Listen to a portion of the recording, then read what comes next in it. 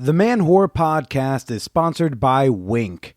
Enjoy $20 off your first month of premium wine delivery and show your support for the Man Whore Podcast by signing up at trywink.com/manwhore. Now let's get to the show. Welcome to the Man Whore Podcast.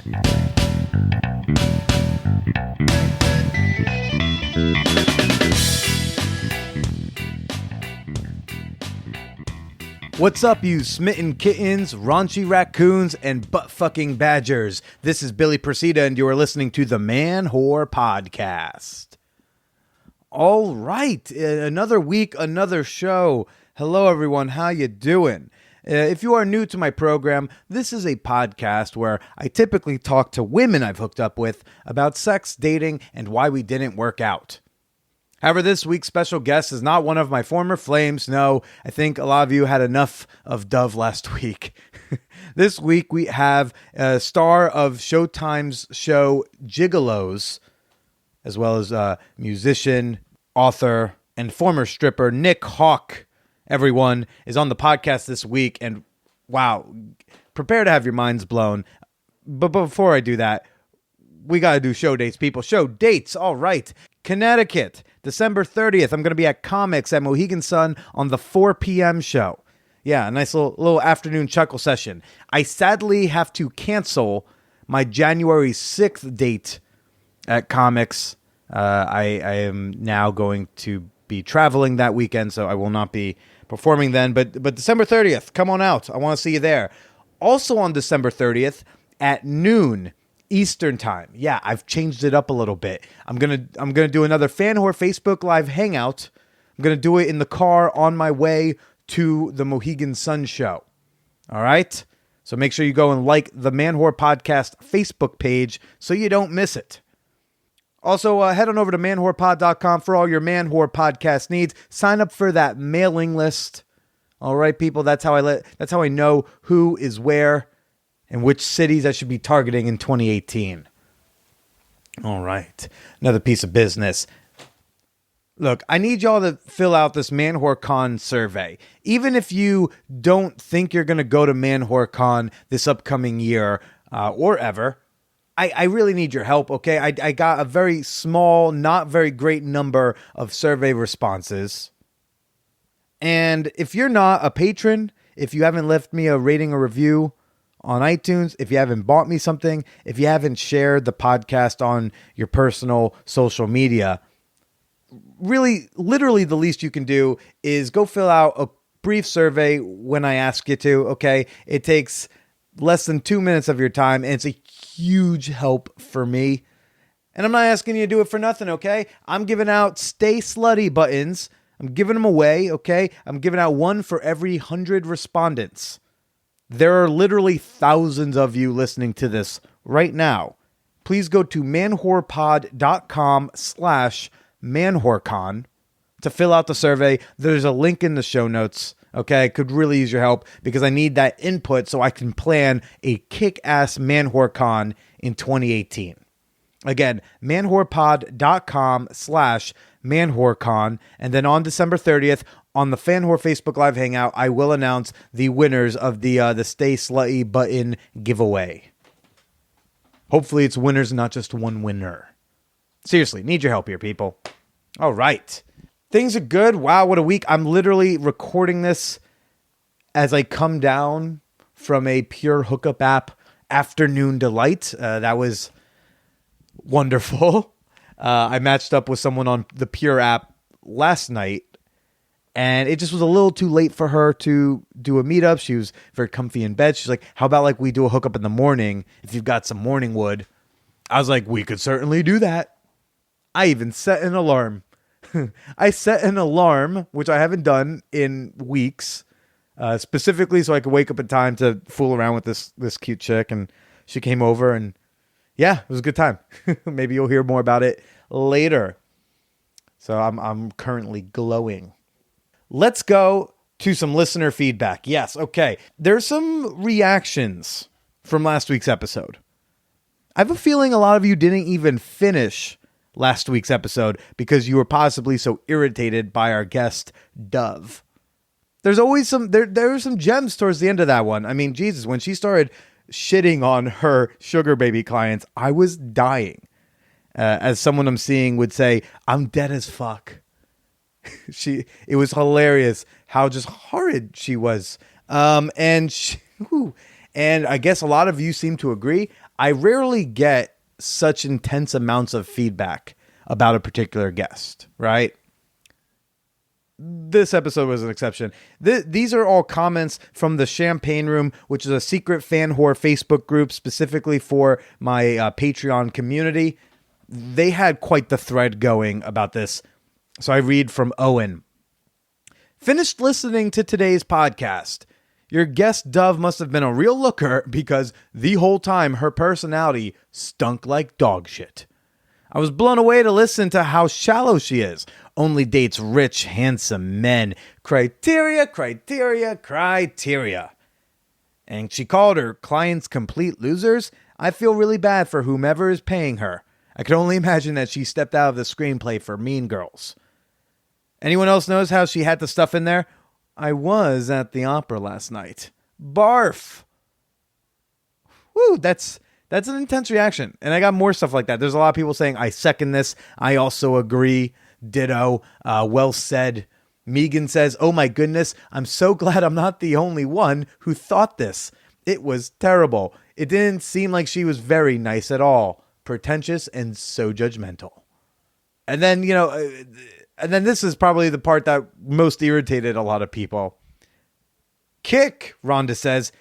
Kick, it's forever K-I-K and not Keek to me. Wow. Which Charles co-signed. This was the most irritating part to me. How that she mispronounced the Kick app. So yeah, wow. We made it through the Dove episode, and now we're on to Nick Hawk this week. By the way, I do encourage you to finish episodes. You never know what gems are going to be later on, and not to mention at the very end of this week's episode, the one you're listening to right now, I'm going to be throwing a little Marvel post-credits scene that you would miss if you just decide like, yeah, I think I'm good. Remember the happy ending massage episode? Remember what I put in the post-credits scene of that one? Yeah, that's why you listen through, people. That's why you listen through. I want to get to your emails. I got an email from Kyle. It says, hey, Billy. I just listened to your latest episode about your Hacienda drama, and I was completely horrified. That party sounds like a collection of head cases looking for a starring role in the latest episode of Victim is the New Black. Be careful, Billy. You're a public figure and have a lot more to lose than these stool samples you encountered. Honestly, after listening to that, I wouldn't attend a sex party without 3 lawyers standing next to me and a fucking GoPro strapped to my head. Ooh, Kyle, hi, hello, hey, ooh.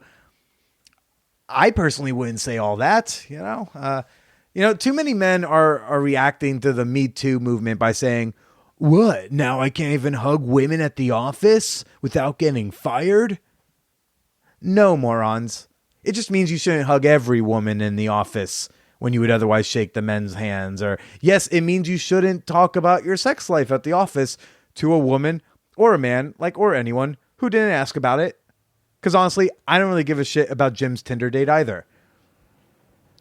The Me Too movement, in my understanding, wants men to be more aware of how they're acting in the workplace or just in any environment where women statistically are already mistreated. So, no, I don't need to wear a GoPro to a sex party while accompanied by lawyers. Although plenty of lawyers attend these parties as is. So I feel like there's a lot of representation there. I and any man or person, anyone just needs to be mindful that these women live in a world that is insanely hostile towards them. And that a sexually charged environment such as a sex party should be a safe place for them and for everyone. And if that means being aware of where my hands accidentally bump while moving through a packed crowd, that's a small effort to make the women around me more comfortable. And I don't want to sell out Kyle here because Kyle did end up responding to this email and he was all like, that's not what I meant. And so we like Kyle. Kyle's good people now. But he is right. The cluster of fucknuts in question from my story are part of the perpetual outrage machine. But no one's accusing me of something false. And I don't think that's something that's going on here. You know, like this woman in question said I bumped into her at a sex party. And you know what? I probably did. It's a 200-person party. And there are a lot of tight spaces you have to navigate to get through because it's just a really packed area and really tight spaces. And I'm a thicker individual. It's likely I didn't notice I bumped into her specifically. And, you know, she thought it was intentional. I most likely did have sex in a room she was in because, you know what? It's a big fucking sex room with 50 to 100 people. Yeah. Doesn't mean I did it intentionally to intimidate her. I haven't even noticed her at parties in almost a year. And because I just don't fucking register her presence. You guys remember that episode of Black Mirror where you could like block a person and then their face is all fuzzy? That's kind of how it is with this woman. Like, I just don't even know. I'm just like, was she there? I didn't even notice. So I'm not concerned about like false rape allegations or anything like that. And I don't want us to think that. But don't cluster the #MeToo movement in with this chick. She's got her own issues. And it doesn't mean we shouldn't empathize with her. You know, someone I know in the community who I really respect once said, you know, we can support accusers emotionally while rationally handling the accused. We can support accusers emotionally because if they think something happened, they're likely experiencing trauma, even if the event did not go the way they experienced it. Because the way one experiences things isn't always how it actually went down objectively. Separately, we can treat the accused in like an irrational and reasonable manner, like while we offer emotional support to the accuser as a process of figuring out what the fuck happened goes down. I'll use this example. Let's say you think your roommate stole your shirt. You're convinced of it. They definitely stole my shirt. I see him wearing it and he definitely stole it. Now, you're probably experiencing anger and all sorts of things, and those emotions are real and valid because you're experiencing the thing, right? Now, you might have forgotten that you gave that roommate permission last week to borrow that shirt. So it doesn't mean just because you're angry now, this roommate needs to be punished. It means we need to like help calm you down and like be there for you and let you vent before we rationally talk to this roommate. And he goes, yeah, she gave me permission. Here's the text message. And I hope this nut job got her support from her friends while Hacienda gave me a fair and rational trial of sorts process because, you know, she likely does believe I did the things she claims I did. And you know what? That's horrifying. I would be traumatized too. So thanks for your support, dude. I just don't want it to be too misguided. All right. Next email comes from a dude, Dave. Hey, Billy, I've been listening to your show for a while now. I found it last year and have been working my way through all your episodes. I've always appreciated how you interview so many different types of peeps. This is what I am all about. Gotta say though, I am sorely lacking in my sexual experiences. I am one horny little fucker and want to gain some confidence to get out there. I honestly don't know how. I am 27. I transitioned 4 years ago, and I've been on hormones for 3 years. So I definitely look more masculine. I've got a beard and whatnot, and people at work don't even know I am trans. I haven't had any reconstructive surgery yet, though. I'm still on the waiting list. That's the biggest part of what affects my confidence. I don't go around telling people I am trans, but when it comes to spontaneous sex, I never know how it is going to play out until I have that conversation. It sucks. Most of the time, women are nice and don't say too much, but honestly, it's a big mood killer. I do have a dick to use, but they automatically see me differently once they know I'm trans. I'm thinking maybe it's my way of broaching the topic. I'm usually pretty anxious. I am also a heavy trans guy. I am not one of the guys that feels the need to be super fit. I'm physically active and feel healthy enough, but can't stop thinking that I will never find an attractive lady who actually wants to fuck. I'm a constant resident of the friend zone. I end up not trying because I automatically expect rejection. When I have gone for it and thought I had a chance, I've been shot down. I want to get some experience under my belt and enjoy some pussy. Any suggestions? Dave. P.S. I will be super stoked if you actually respond to this. I want to hear from Guru Billy. Oh, God. Let's get something straight. I am not a guru. I'm just a comedian with a fuck show, okay? So if you want my less than qualified opinion, fuck it. I'll give it to you. This is next level sex dating advice. Because you're battling being a minority in a minority of a minority. You're a transgender man who seems to be into cisgender women who is also overweight. You don't say how heavy you are, so I don't know if you're obese or if you're my size and just hard on yourself or what. Dating is not going to be simple for you. Dating isn't simple for most people, but yes, it's going to be more complicated for you. Complicated, but not hopeless. You don't say if you're open to hooking up with other trans dudes or not, so I'm going to treat this, for now, like you want women with pussies who are down with your strap-on cock. Or you're not strap-on cock, whatever you're rocking. See, I'm hardly qualified for this. Look, I don't know what it's like to live in the wrong body, except for when I cry 7 times during A League of Their Own and wonder if I'm truly a lesbian with a penis. So I'm going to be speaking as a crazy uninformed, unqualified sissy boy. Cool. Did I get enough disclosure down? Awesome. Let's move forward. I'm a big fan of disclosure for the purpose of efficiency.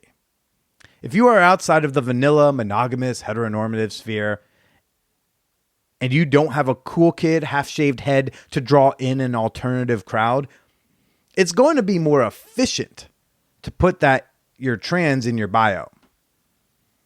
There's a camp of thought that trans people are not obligated to randomly blurt their truth in their online dating profiles on a first date, or really ever.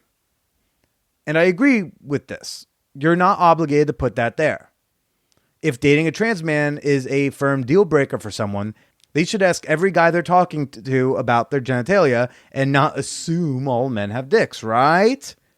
At least that's what we are led to believe if we are truly respecting transgender and non-binary and genderqueer peoples. That's wonderful in theory. But me asking every Bumble match if she has a penis when our conversation gets sexual is not going to be efficient for me as a cisgender man seeking cisgender women. If you disagree, lady about to write an angry tweet, ask yourself if you'd still be turned on while in the midst of flirting if the other party respectfully inquired about your genitalia. See? So no, Dave, you are not obligated to include your gender in an online dating bio. It is more efficient to do so.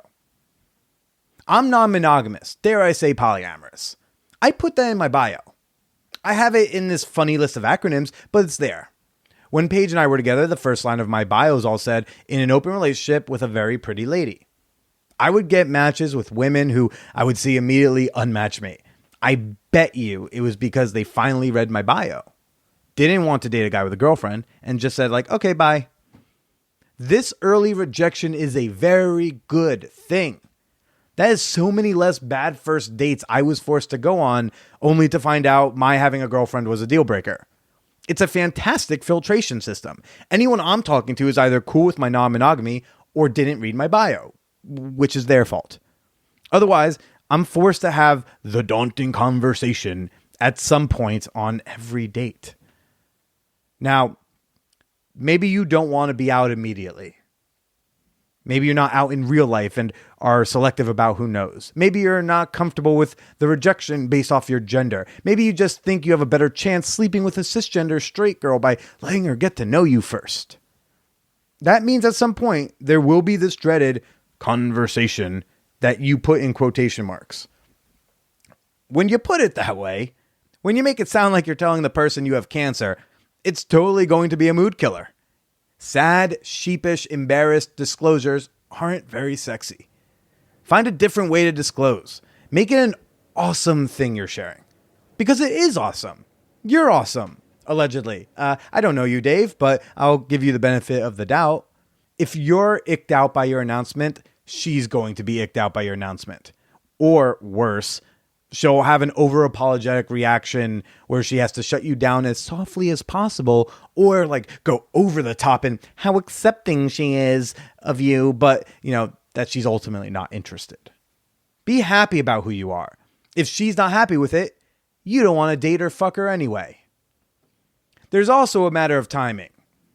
During the hot and steamy makeout session, just before she reaches down your pants, is not the... Again, I'm not talking about whether or not you should or shouldn't do these things, but I'm using a very specific word. It's not the most efficient time to disclose this. If you don't know her sexual orientation, let it come up during the date or while you're chatting on the app or on the walk to your place or put it in your bio. Like, let women filter themselves out. The ones left in your match section will be way more likely to be into you because the thing you think is such a big deal will already be a non-issue. Because they know. And you know they know because they didn't instantly unmatch you. So if they end up not being interested in you, well, it won't be because of your genitals. Then there's the heavy aspect. You didn't attach a picture, so I can't speak to how heavy you are. But that's a whole different ball game no matter what gender you identify as. As a fake fat person myself, I have known that confidence is such a clutch factor, dude. Confidence and playing to my strengths. I'm smart.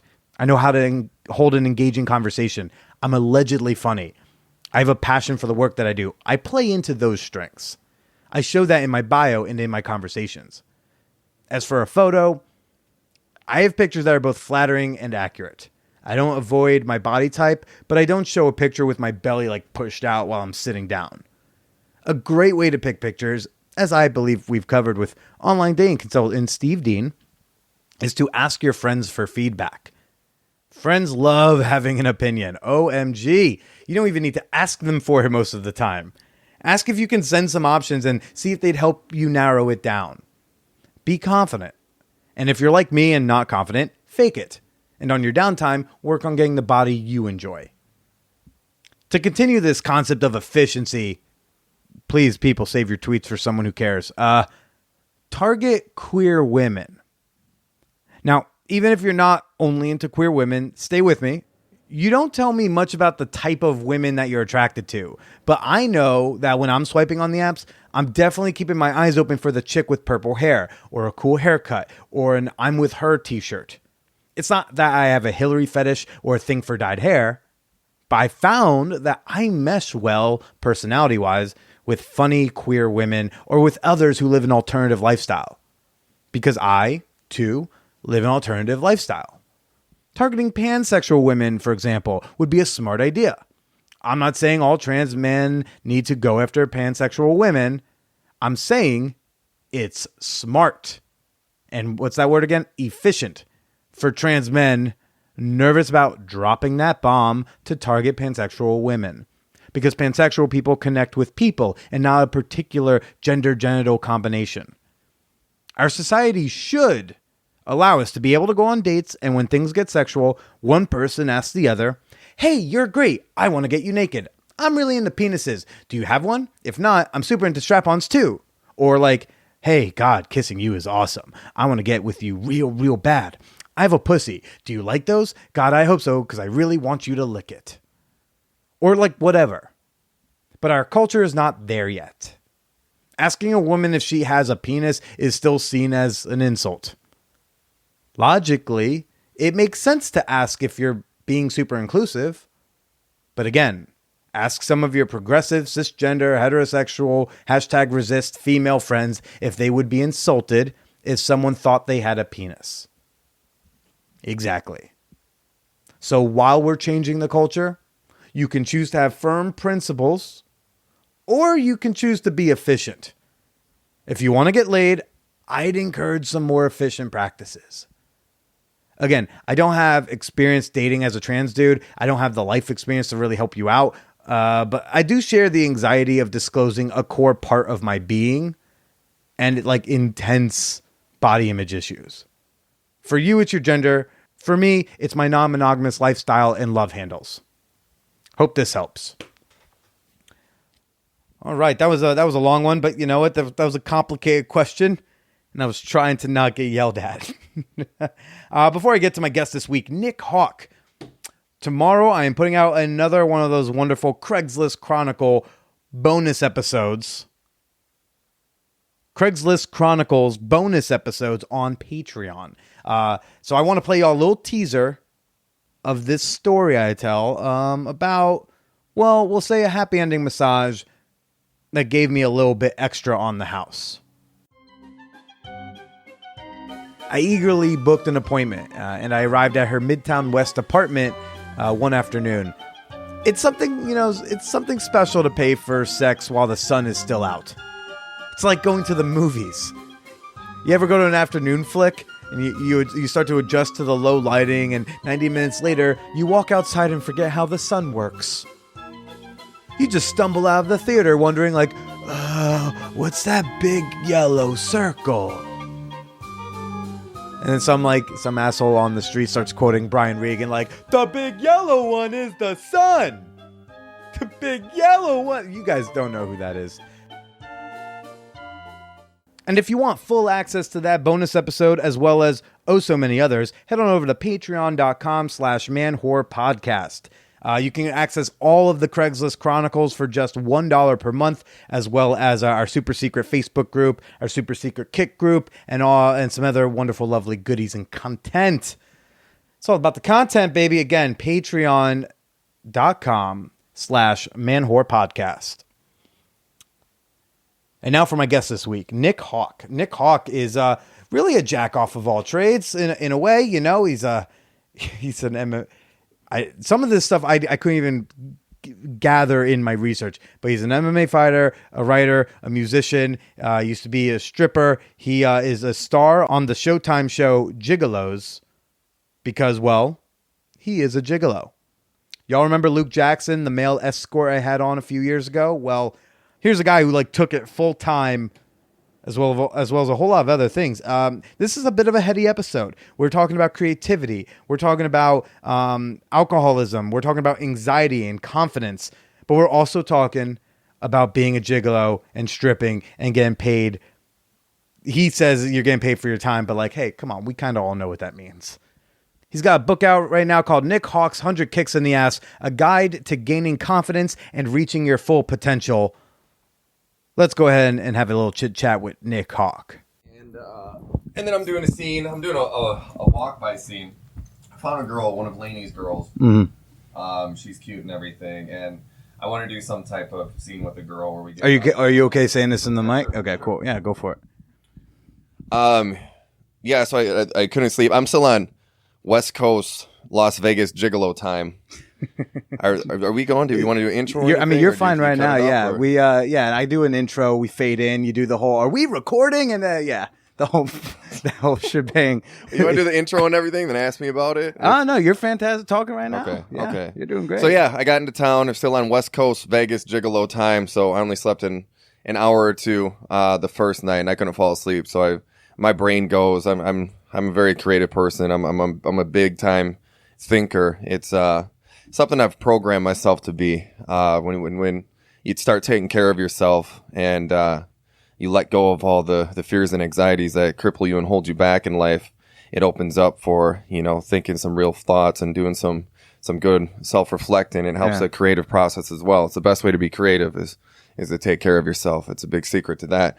But and I was up and I decided I wanted to shoot a music video, and I haven't done one with a girl before. I kind of want to do a little sexy scene. So I had this idea where we cross paths. We're walking in New York or in a town somewhere. We're going to shoot in New York and Jersey. And as we walk by, I can't take my eyes off her. I keep looking at her, and she walks about 10 more steps. And then I'm going to have her turn around and look at me. And then we walk towards each other. We're going to have a wide shot there of us walking towards each other. And then a couple close-ups of us just hitting it off and talking to each other and smiling and laughing a little bit. And it's going to be cutting from the performance I'm having at the club. I'm filming that too. I'm going to edit that into the music video and the rooftop shot scene that I'm going to do here as well. And it's going to cut from that scene and then me performing or up on the rooftop and then back to us kind of bursting into a hotel room. The camera's going to be on the inside of the room. So we're going to be kissing as we enter, someone's back's going to be the door. And we're going to kind of push through it, one of those scenes. And then a little sexy, playful scene of her pushing me on the bed and some claws going across my back. I kind of picture maybe, me laying on the bed and her kind of stepping on me with her heel across my neck. It's this kind of an idea that I had for a shot. I haven't really seen that before. I like to do stuff I like to think of. We're inspired from everything that we see, but well, that, I don't that like shot doing sounds inspired from like some porno. So haven't seen that in a porno. I've never seen that. Heel I've never stepping on the neck. A heel on the neck? No, you haven't no, been I watching haven't seen that. femdom stuff. Clearly, I don't watch femdom. I don't watch femdom.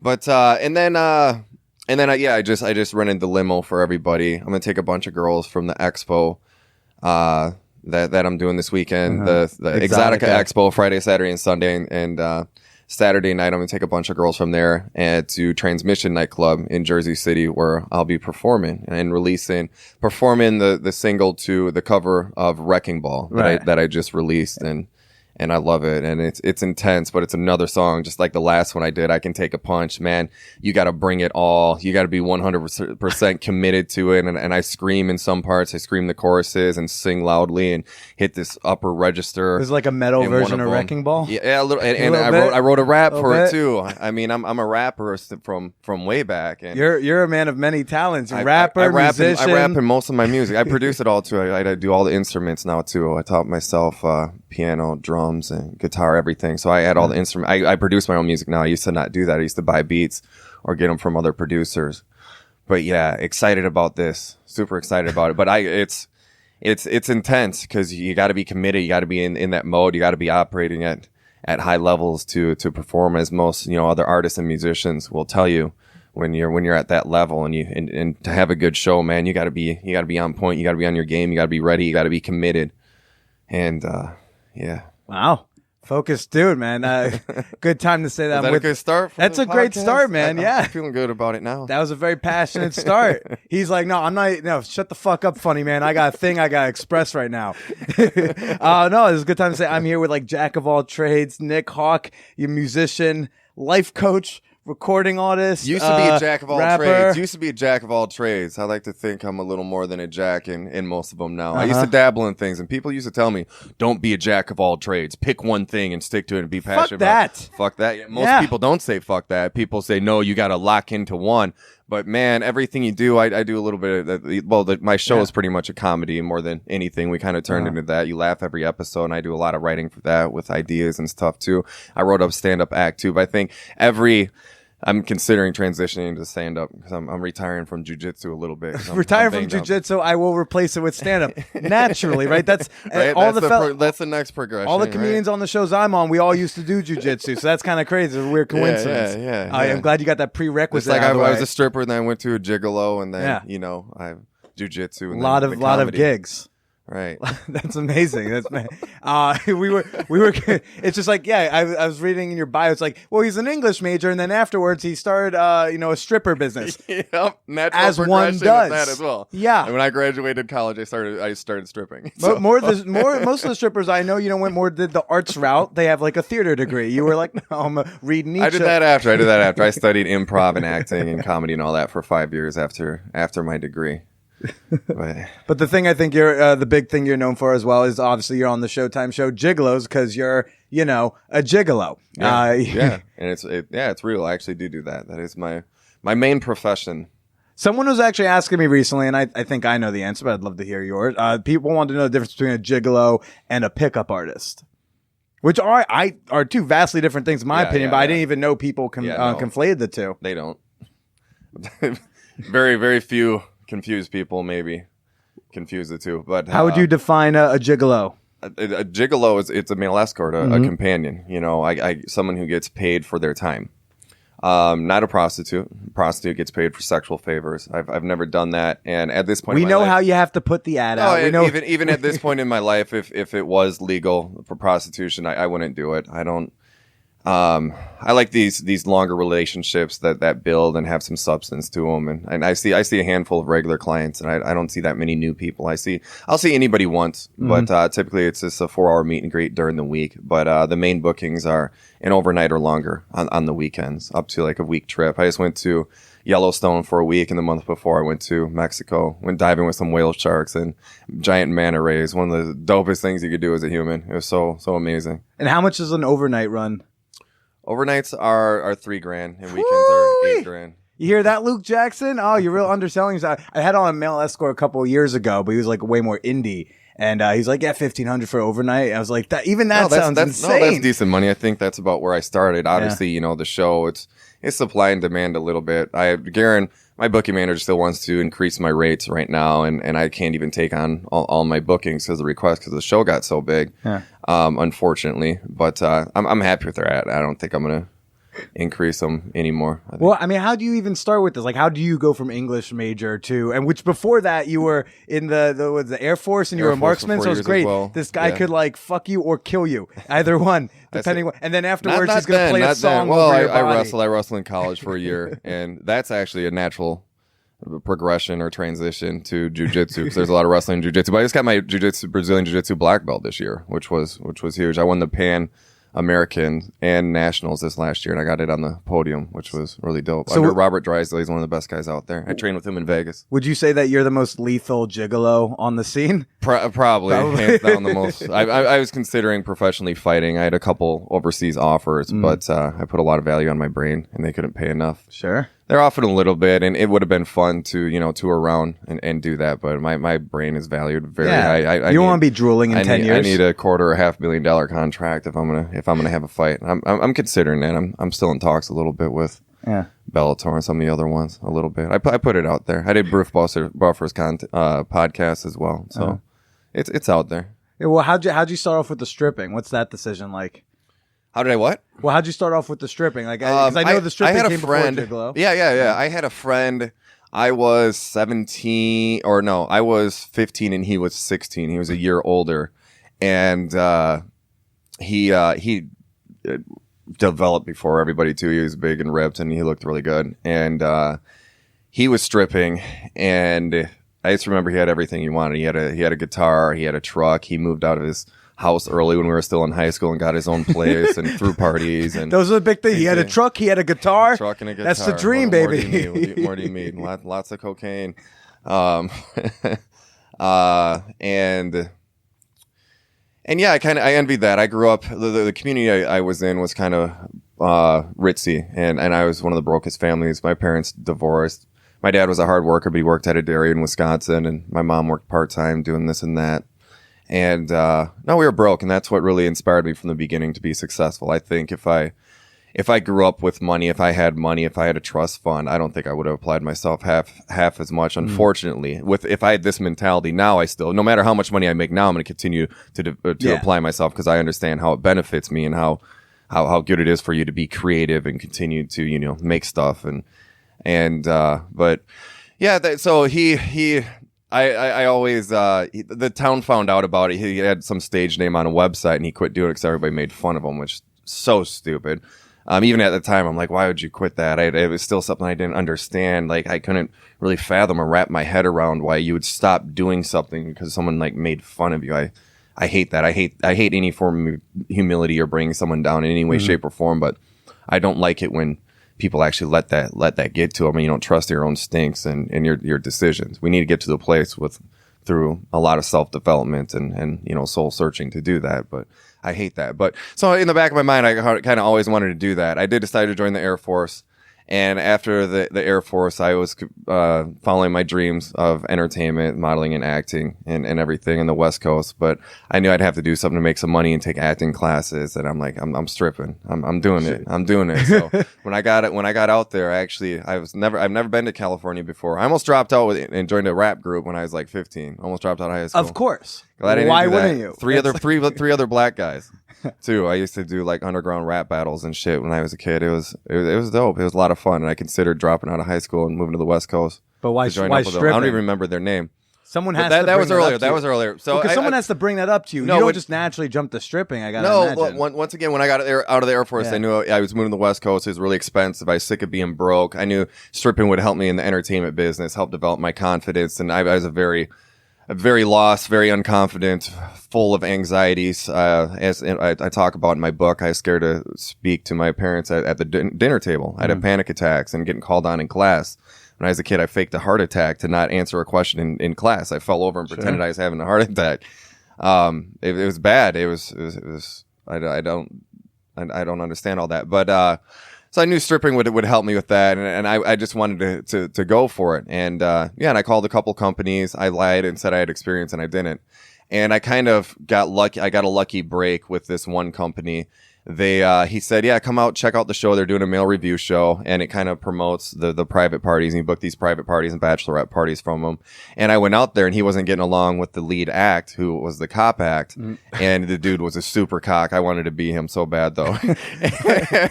That's my stripping role model right there. He was the man. He's super comp. We confuse confidence with arrogance a lot, but he was a combination of both, and he was, an asshole to me and the owner of the company, which isn't cool. But the confidence I envied. Literally the big swinging dick of the locker room. At the time, I envied the arrogance as well. I wanted to be like that, and he fired him that night, and the next week I was on that stage.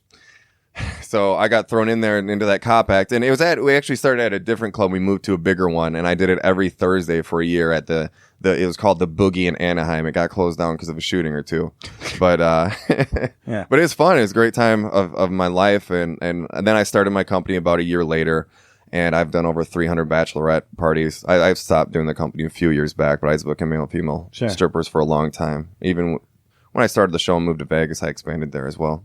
I mean, did you always look like this when you started doing the stripping, when you were in the Air Force, etc.? I didn't have abs until it was before, is right before, or no, it was after the stripping. The stripping inspired me as well a little bit, but I had this, I'm trying to think on the timeline of my awakening that I had and the stripping. I think I was rocking and rolling with the stripping, but I used a lot of alcohol to get me through it, and I thought that alcohol, was the one way I could get through it, and I kind of gave up on being confident, or I thought I needed the alcohol to have that, and I thought I had brain problems or ADHD, and I should probably have medication. There's some type of imbalance. It's all bullshit. And this is early 20s. We can hit on that in a minute, but.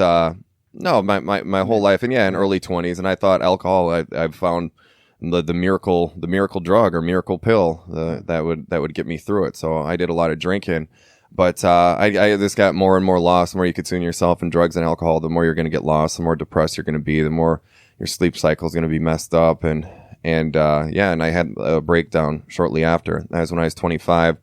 I read a quote out of a book. It was by Martin Luther King Jr., and I'm not religious at all. I'm anti-religion. Anything that separates us or tries to scare us into fucking doing something, I'm anti. But the quote was something like, every time the devil comes knocking the door of my heart, Jesus answers and tells him there's no room. And for some reason, I lost it. I wasn't unparticularly emotional that day. I wasn't even having a bad day, but I just lost it, and I cried for hours and hours and hours, and they were good tears of release, and it was me. Like you read about this, like what a born again experience is, and or what a spiritual awakening. I had something. I decided, man, I'm not the person I want to be. I'm scared of my shadow. That I don't take good care of myself, and I decided from that day forward, I'm going to do everything I can to be the best person I could be. So that's kind of where this journey and this search started with the book. But then 5 years later, when I became a gigolo, I kind of got thrown to the wolves, and a good percentage of my clients are about, I think everybody struggles with confidence and social anxiety issues. And about half of my clients struggle with it as well. And probably why they're hiring someone instead of they're coming to me for advice and trying to help them, They see me as a gateway to get into this dating scene. A lot of them are very successful and haven't had too much time to date, or just got divorced and have only been with one or two people, or struggle with weight issues. So they lack confidence and haven't had that much experience dating. So they're coming to me for answers, and I didn't really have them at first. I kind of felt to the point where I had them, but I wasn't able to effectively communicate them, and that's something that this book has helped me do as well. So. So you were a stripper with anxiety? Well, I would drink to alleviate it. But the idea that you were like an anxious person in social situations, and you're like, let me go get naked in front of strangers. I was great when I was drunk. I could talk to girls. I felt invincible. I didn't understand how it was destroying me and ruining my life. How are you with women sober? Either during this period or before. How were you with women when you were sober though? Like either during this period or before. Horrible. Even looking the way you did. Mid-20s. Yeah, my whole life I struggled with that. And time is running out to take advantage of this very special offer from my sponsors, Wink. Wink is a premium wine subscription service. Other wine companies, they'd be like, yeah, here's some reds, here's some whites, go fuck yourself. Wink, they care. You take a little personality test, kind of like an eHarmony, but for drinking wine. And every month they will send you the wine that you're going to like. And you can get $20 off your first month with Wink and support the Man Whore podcast by signing up before the end of the year at trywink.com/manwhore. This offer expires at the end of 2017. So again, support the Man Whore podcast. Help me get a little kickback. Go to trywink.com/manwhore. Now let's get back to the show. Yeah. It wasn't until my confidence started growing from stripping. It grew a little bit. After a few years, it got to the point where I could do a gig without getting drunk. I usually still wanted to have a drink or two. Yeah. But then I was doing all these improv and auditioning and scene study classes where you get some material, you have 30 minutes to look over it, and then you do it in front of the whole class. And that's some nerve-wracking stuff, right? That's some of the, public speaking and all that's the hardest stuff you can do. I think every one of my kicks in my book is take public speaking, confidence, improv. But stay away from our comedy open mics. You guys are taking up our space. That's... You're making the list longer. Yeah, a lot more people getting into that. Comedy's becoming more and more popular, right? Well, everybody's doing it now. It's now there's the faux controversy in LA is like a lot of porn stars now doing stand up, and they're like comedians in LA, and the LA scene be like, these fucking porn stars taking our spots, because they can sell tickets no matter what. Yeah. Out here in New York, we don't really have that problem as much, but. Yeah, it's kind of good. I mean, everyone's doing stand-up. It's really accessible. Yeah, Joe Rogan podcast is really huge, and I know they talk about comedy on there, and they support that, and I support it. I support anybody getting in front of that open mic because I've done that a few times. That's the hardest thing. That's harder than performing with music. I've done it all. I've performed in front of hundreds and hundreds of people, and I've been on that open mic stage with 20 people in the audience, and you don't have any music. Because even at the end of the song, you're going to get claps. No matter how good or bad the song, you get a guaranteed clap at the end of every song. Yeah, usually. Every joke ain't like that. You gotta fuck up pretty bad not to get to get any claps. But what's a successful strip scene? Like, do you get claps at the end of it? Is the dollar bills? That's your sign of it. Is bombing as a stripper where you get just no money, like no tips? That doesn't happen because. If you know how to hustle and make money, which is part of it, you gotta tell them to tip and say, we need. I used to say, well, there's a couple dances I would do, and I'd say fill her with money. The more and beforehand when the show was booked, you're told to ask everybody to bring money for tip and bring ones and everything. So they put them, they scatter them on the girl's body, then you take them off the girl's body, and the more money that comes out, the better of a dance they're gonna get. That's what we said. But then if only like $1 or $2 came out, it'd be like, okay, minimum of $5. Come on, work with me a little bit. Does anybody need change? I got change. I gotta eat. Some shows were better. Better than others, but yeah, you had to hustle at them, or the tips didn't come up. Ask any stripper, male or female. What was your first dance like? Man, my first strip gig. So I did that. I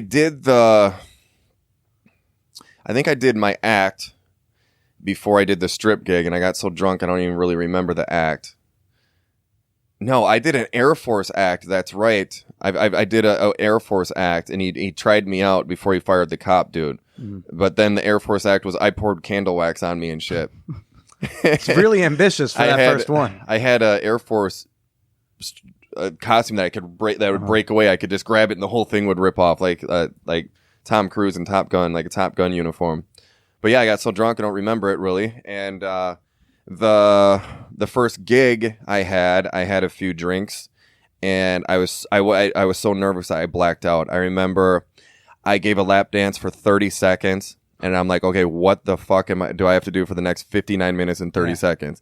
I had no idea. I'm like, I didn't even know how to give a lap dance. It was horrible, and I blacked out. Those improv skills came into play. You're like, I'm going to improvise a lap dance right now. Oh, not really. After that first show, I started putting together a show and figuring out, lap dance. I was so scared and nervous. You can't improv. You can't analyze and interpret data and make good decisions when you have all these blockages of fear and anxieties. And I was this full of them, and that's what crippled me. That's what allows you to not improv and not be in the moment. I admire comics.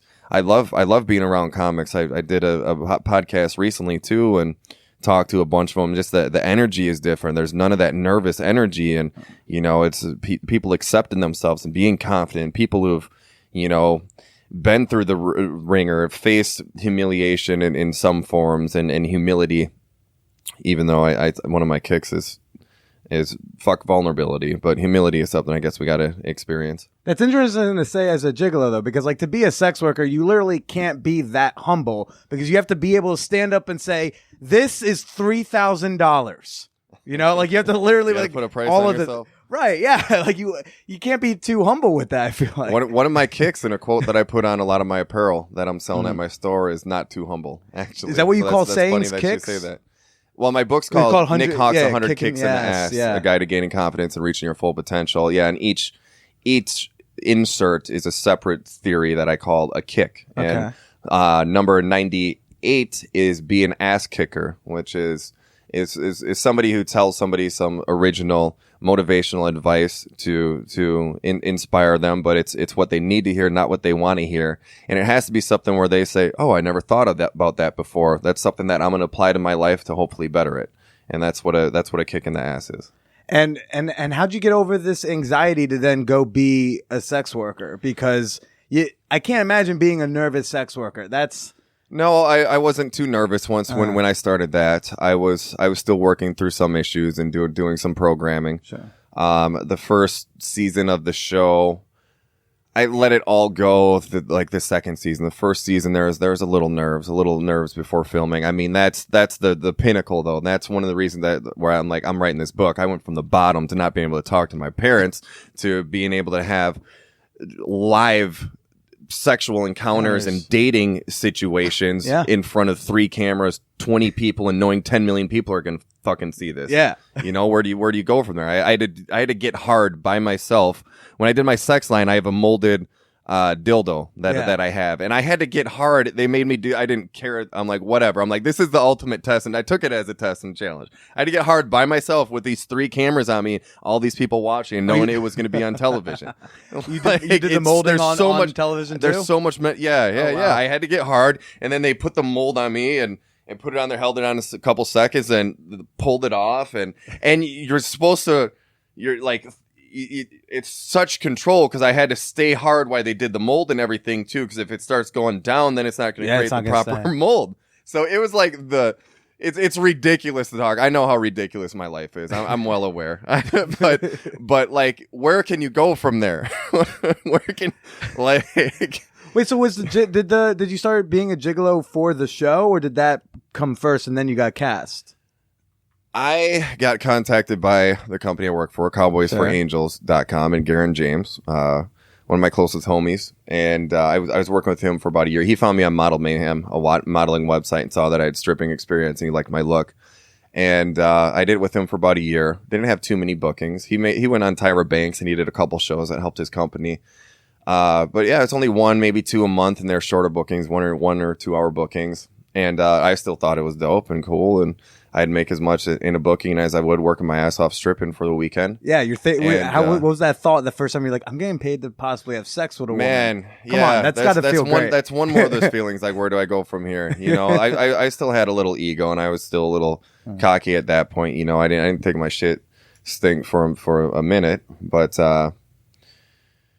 yeah, it's been a long experience. Everything since then has been humbling. But yeah, one of my sayings is for sure, don't be too humble, man. Like I worked my ass off, and I'm good at what I do. I'm good at being a gigolo. I'm good at doing doing music. I'm good at writing. You know, that's because I put in the work, though. That's it. Nobody's special. Nobody's born special. There's no such thing as gifts or talent. We all have the same brain possibilities and opportunities. We really do that. We really do. This all from that MLK Jr. quote. I guess man. that's where it built from, man. Just That's some next level. we got to thinking. hit that point in our life, though, and it's not a midlife crisis. It's not. You don't have to go to the place that I went. I was in a horrible place, and man, luckily, I thought about a positive outcome instead of, I could have gone two directions. I could have been severely depressed. I could have gone I could have been suicidal there, man. That's when I realized I wasn't shit. I wasn't fucking shit. I cheated through life. I lied through life. I lied. I stole. I treated everybody like shit. I was angry. My dad bestowed a lot of anger and fear in me instead of confidence. And I was a shitty fucking person. I didn't want to be that person anymore. And how old are you when you like have that revelation? Yeah, that was when this awakening. No, was. but like, how, like, was, what were you like?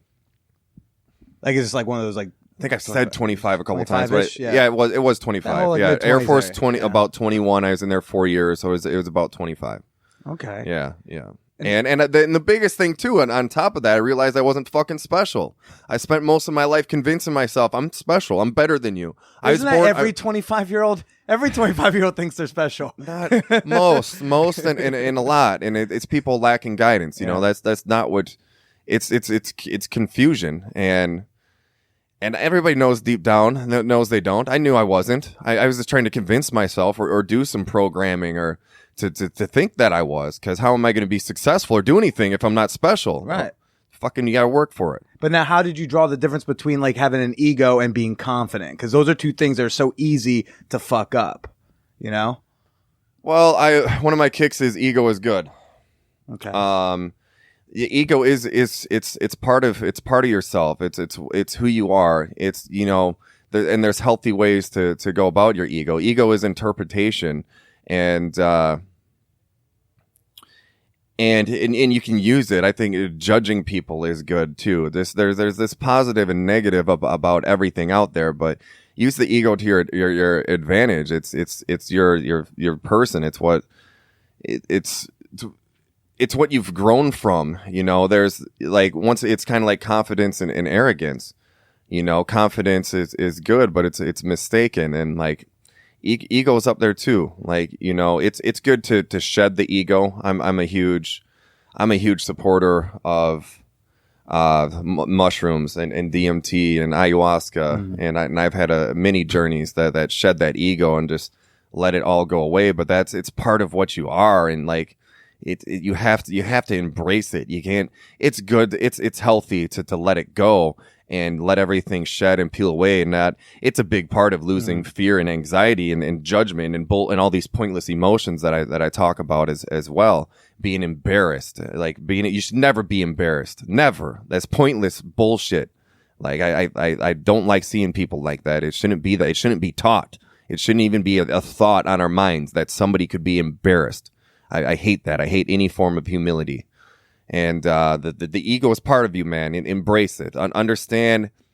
Be able to shed it. And it takes a lot of practice, a lot of self-reflecting, and being in nature and being alone and having your phone off and meditating. I have a great meditation in my book too. Deepak Chopra inspired it because he's boring as fuck.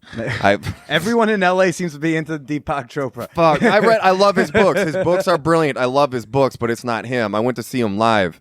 Man, did that let me down. He should not be the spokesman for all the people who write those books. Or maybe he's an incredible He should have a body but double. He did this meditation and it was so boring. I'm like, fuck you. And I wrote my own. And I have a brilliant meditation where you don't just sit there and focus on breathe. It was I'm like this. He's playing a joke. Like, yeah. This is this real? Like, I couldn't be that boring if I tried. I don't we just sat there and breathed for like 20 minutes.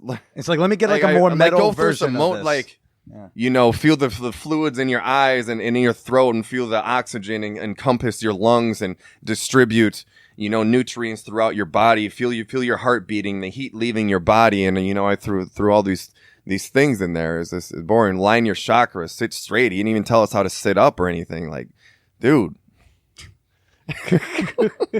And in your book, you're teaching people how to be as confident as this. Yeah. Yeah. Why not, man? Why? I want to be more confident. I try to grow and change. Is there a every way day. to be more confident than you currently are? Because you have so many levels of like you have like in the video game of confidence, you've like been kicking through all the levels. There's confidence just to talk to women. There's a confidence to be a stripper. There's a confidence to tell women, yeah, I'm good enough. You should be paying me for my time and possible services. Then you're like, I'm going to teach other people to be confident. There's a level of confidence to be like a life coach type of person. I like to think I'm at the pinnacle at the top. I have a few people understand it as I do. And, my definition of confidence is not being afraid, accepting yourself, and being prepared. Mm-hmm. And the three things, those are three major things that take a lot of work and a lot of self-reflecting and evolving and self-developing to happen. But another thing with confidence is once you learn it, you got to keep up with it too, man. You got to keep up with it. And that's that. And I try to stay on top of that game every day. I want the tattoo on my face by my sideburn right here. Yeah. By my ear. I shouldn't say my face. It's kind of off to the side. Yeah. I haven't had the balls to get a face tattoo yet. It looks like a little chemical sign or something. Yeah. It looks like one. It's part of. I have a big piece right here on my shoulder with a bunch of these hexagons. Yeah. In different colors. They look like molecules or whatever, or the element chart. But no, it's just a cool design it's a reminder to keep searching. This was a reminder to keep evolving and searching for information. This is a reminder to be the person I've worked so hard to become, because it takes a lot of hard work. And no matter how much programming you do for how many years, you spend years and years and years and years, we go through this reset process when we sleep. We really do. And it's really easy to forget all the hard work you put in yesterday. Or the work that you've put in recently, and it's real easy to fall back into old habits or old ways that were programmed in your brain. When you're programmed to do something so many times, that's why the older that you get, the harder it is to change, because you're living that life every day. You live that is more programming and more, it becomes more habitual. So this is a reminder of who the fuck I am and all the hard work that I put where in, you came from, and why I can be this person and. Makes you not want to slip, because like I worked too hard to get to here. You don't want to fall back. No, Yep.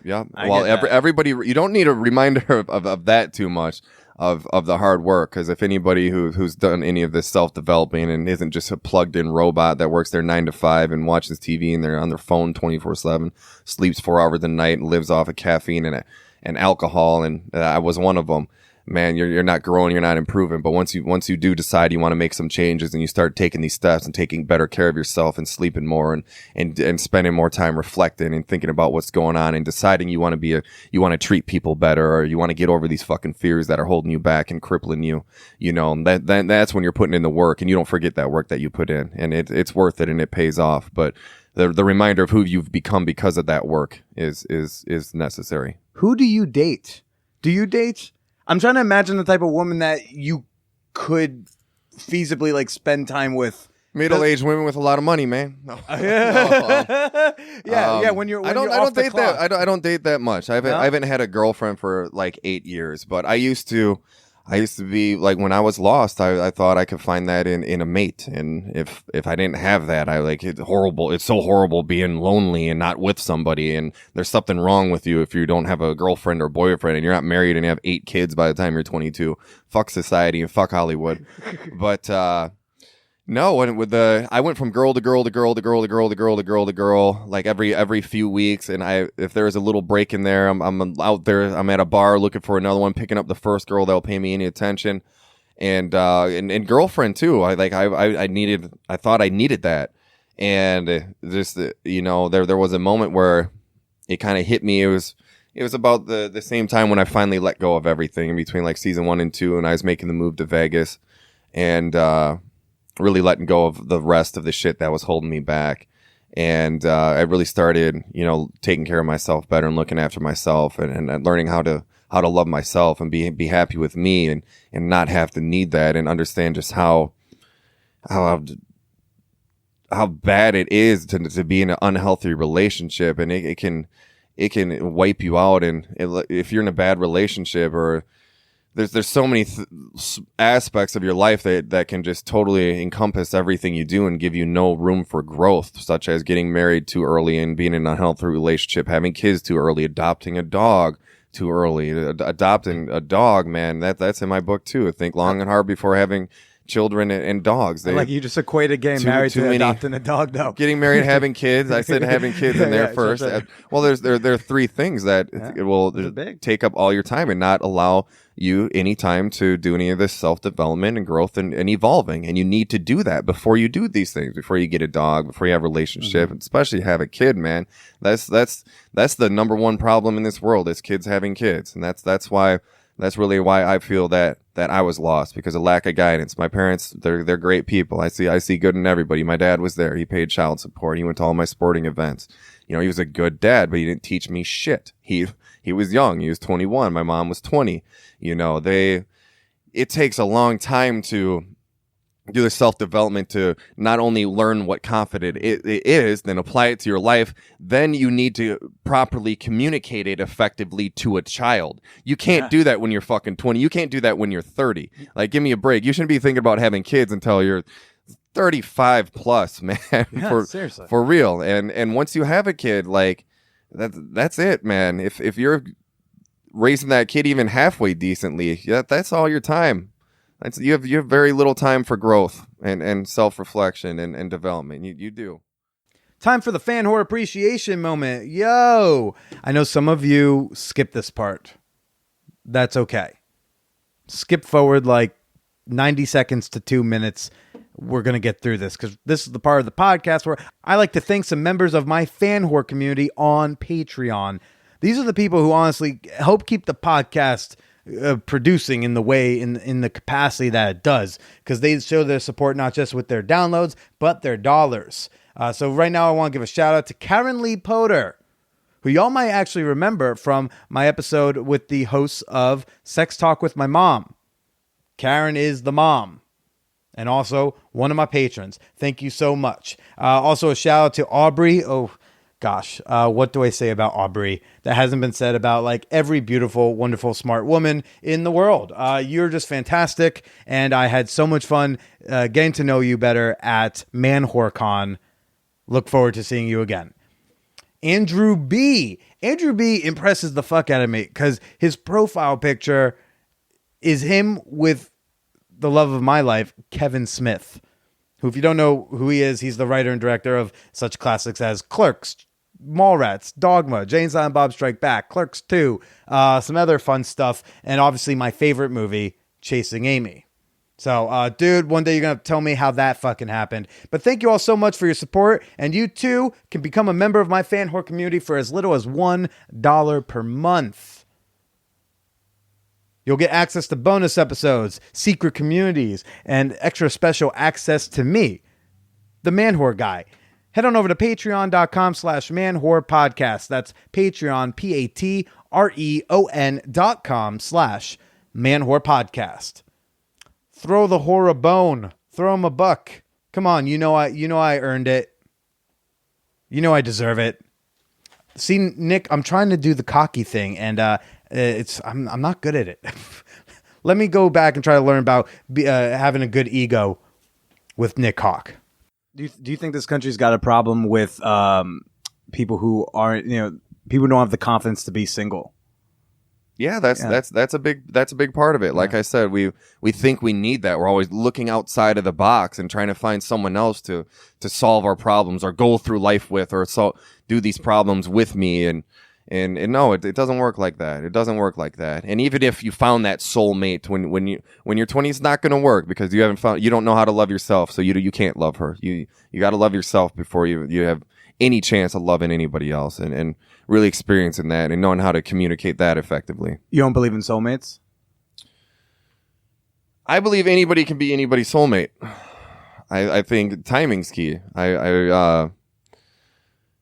Once again, you have to go through that phase, and everybody's at a different phase at a different time in their life, and some people go through it more quickly than others. I really do. I believe we're all born with the same brain. We're all born beautiful too. That's one of my kicks. None of us are None of us are that fucking hot, and we're all beautiful. We're all born beautiful. We cover it up. We mask it. And our lack of confidence, mask that more than anything. But also putting on weight, not taking care of yourself, putting toxics and poisons in your body. Quit talking about me, man. Drugs, artificial sweeteners, all that crap. Breathing in, Don't take my shitty soda, air. too. Drinking, yeah. He's taking it all from sugar, me. drinking that fluoride and chlorine that's in your fucking water. All that shit, man. It ruins you. That's how you destroy yourself and not be beautiful anymore.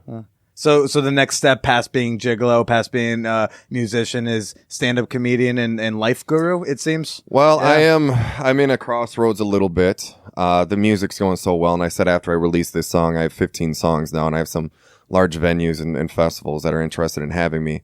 So I think I'm going to do a little bit more with the music. But yeah, I'm considering cutting back on the jiu-jitsu. I've been training a lot, and I haven't had major injuries, but even these little injuries here and there, man, I when I'm, 160 years old, I still want to be hiking and shit.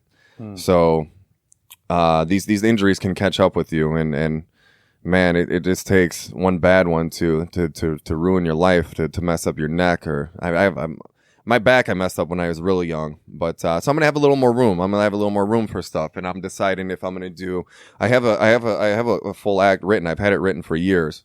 And I write jokes all the time. I write every day. I'm up at night on my phone making notes. Everybody should have Google Keep on their phone. It syncs up with your Gmail account, and you're able to take notes. And if you lose your phone, they're backed up and everything. And you should take notes for everything. Write everything down. Clear your brain. Have lists for shit you need to do, shit, shopping lists, all that. All your kicks. Write your kicks and all down. Your good ideas, man. Everybody has good ideas. You forget them. People don't realize how many good ideas that they do have, and write them down and go back through them. And I'm writing jokes and adding on to this stuff. You're writing everything. It seems like I love writing. We should all write. I'm gonna help you change your life. And everybody should write their own book too. Yes. Kick 99 in my book is everybody should be writing their own book. And that's a big one. But I'll talk about that in a second. But yeah, the crossroads. So music, I'm either going to push this music here. I got some phenomenal music that I'm really excited about. And I'm considering doing a motivational / music / comedy act, or just doing a straight up comedy act, and maybe shooting for having a special. Since I'm on Showtime, maybe Showtime would do it or something. I know Netflix, they do so well now. And if you have a name at all, like you said, even with the porn stars, you got some ins for sure.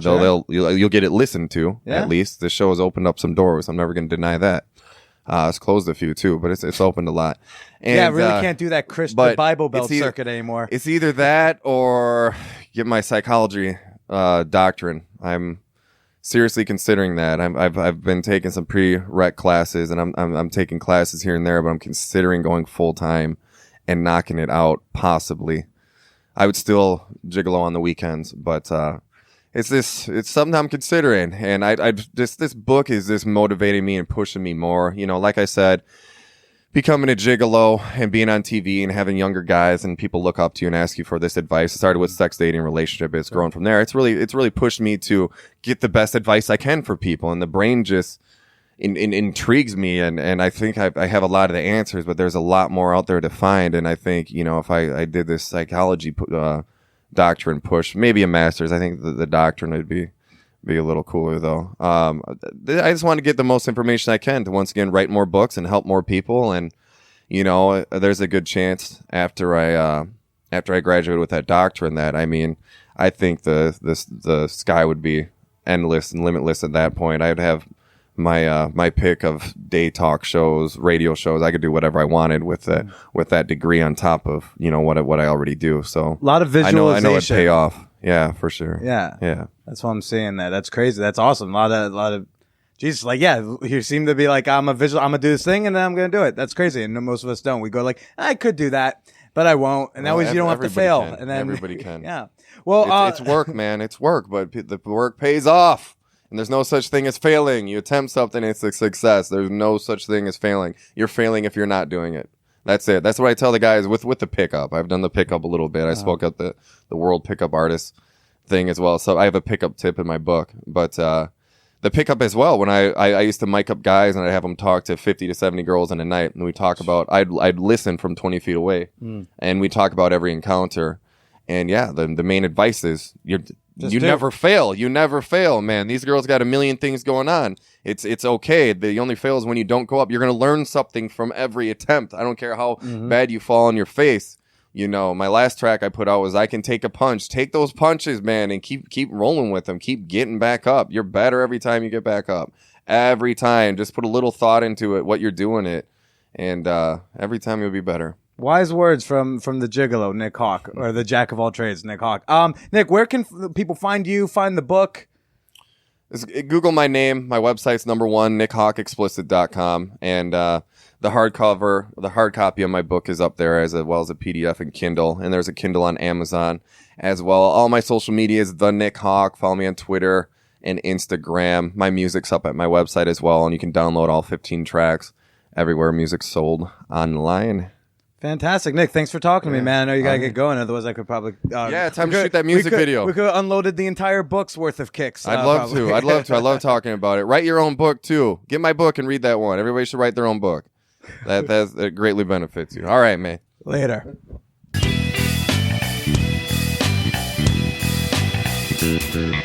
Nick Hawk, that was an experience. Some inspiring words in there. So I'm really interested in what, some of his other kicks in the ass. Again, the book is Nick Hawk's 100 Kicks in the Ass, a guide to gaining confidence and reaching your full potential. Go find me on the social medias. You know the drill. I'm on Twitter and Instagram at @TheBillyProcida. Go like the Man Whore Podcast Facebook page.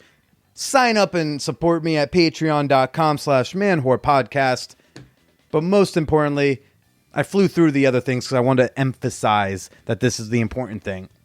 I really could use your feedback. Please fill out this survey. It will take less than 2 minutes of your time at manwhorepod.com/manwhorecon. Again, that's manwhorepod.com/manwhorecon. I will be giving away free Stay Slutty buttons on December 30th. If you want to be entered to win, you got to fill out the survey. It's a huge help for me. Inspired by Nick's talk of creativity and being proactive and doing the things, I want to read y'all something I wrote. I included it in the December newsletter. At the bottom of every month's newsletter, I usually put like a writing piece that I did. Sometimes they're funny, sometimes they're not, but they're just something that's on my mind. And I don't know, I feel like this episode kind of connects with what I wrote. So I wanted to share that with y'all. And if you want to see more of these things, go sign up for the mailing list. But here we go. It's titled, You're a Funny Guy. Frozen atop the stairs, the fear of faking smiles and shaking hands freezes me, like in the space movies when you get zapped with a ray gun that keeps you from moving. Stepping out the door with a purpose means interacting with acquaintances, quaint visits, false Facebook friendships masquerading as lifelong pals. Let me know if you need anything that doesn't involve sweat or professional currency. Every interpersonal interaction involves asking myself, what value do I offer here? In my lesser moments, I wonder, what value do they offer me? A man with holes in his shoes and no new jokes, I avoid the judgment of my peers by not showing up. Not being seen means not being booked. Not being booked means not performing. A bind followed by disbarment from the National Comedians Congregation, trademark pending. What's the point? The Devil's Hall Pass. So then what's the point of leaving the house if I can't get this or they won't that or I'm kept from the thing? If I don't go on stage, why do I open the front door? To get fucked, to get drunk, to roll dice, to tune out, to get through the day, to get pizza and return immediately home because my routine desires are sometimes the only motivation to get out of bed. I can check Instagram lying down. People think I'm funny. Except other comedians. In this industry, short of 1 million Twitter followers, at the Billy Procida, we are our own gatekeepers. And I feel shut out, left behind, the guy in the back of the group running to escape through the ever-shrinking door, and I'm the only one who didn't make it. I'm not dead. I'm just stuck on the other side with people who see me as a failure because I didn't get through the door. They too will pass by me to open. What's worse is knowing it's my own fault. The answer is to be funny. It's that simple. Less simple? I don't feel funny, and I'm still frozen atop those stairs on the wrong side of a door. Take care of yourselves, everybody. I'll see you next week. Stay slutty.